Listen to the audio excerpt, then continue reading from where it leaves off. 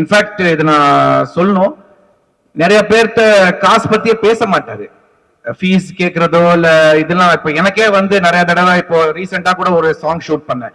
எங்க வரணும் எப்போ ஜி அவ்வளவுதான். என்ன இது அதெல்லாம் ஒண்ணுமே பேசாம is really a true passionate dancer, love for dance அவருக்குள்ளே இருக்கு. அதே மாதிரி இன்னைக்கு 4 ஸ்கூல் ஆரம்பிச்சிருக்காரு.